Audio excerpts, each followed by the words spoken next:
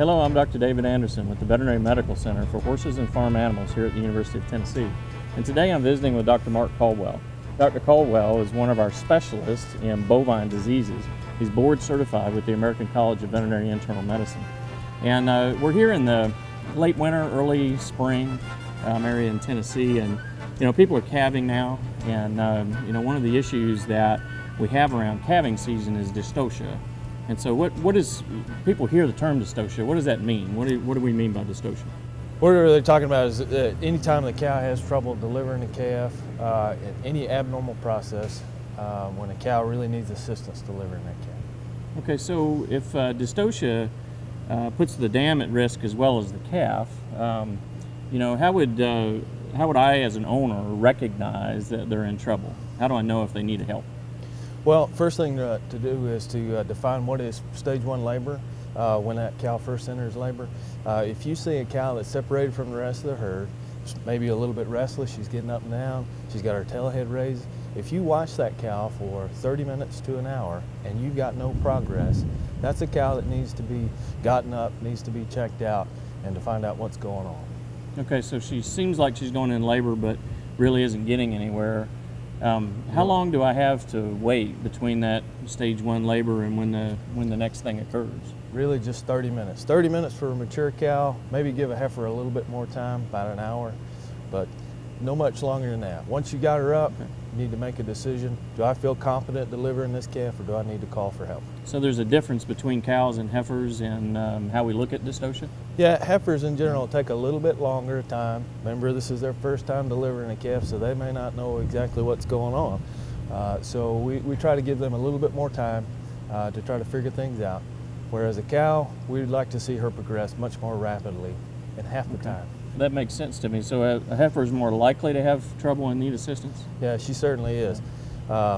So heifers, because they're smaller in general, their body frame is smaller, they have smaller pelvic areas, they're going to have more trouble delivering that calf. Really, if the calf is too big for her pelvic area, but not even that. Heifers are more likely to give up in the middle of calving, just to simply quit trying. Whereas a cow knows that she needs to continue to push until that calf is delivered.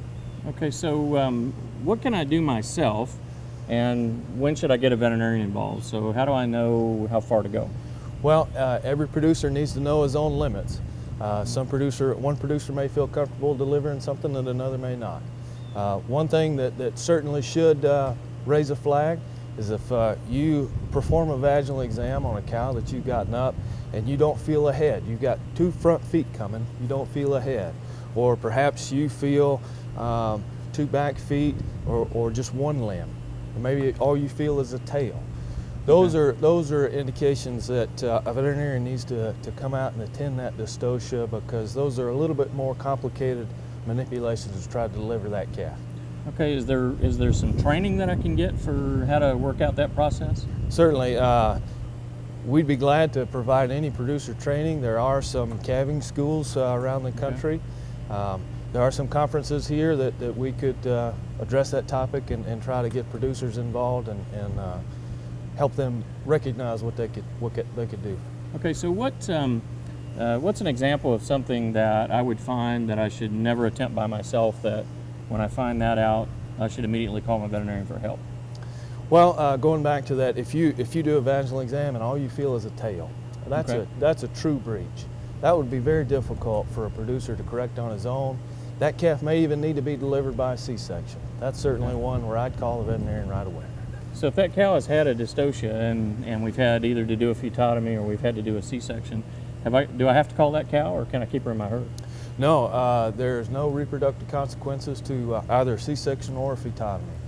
There are some consequences, I think, to breeding back those cows that have experienced the dystocia that have gone on for longer than a day or even 2 days. So as a producer, I'd want to have a conversation with my veterinarian about, what I should do with that cow, whether she's one I want to hold back in the herd or not. Yeah.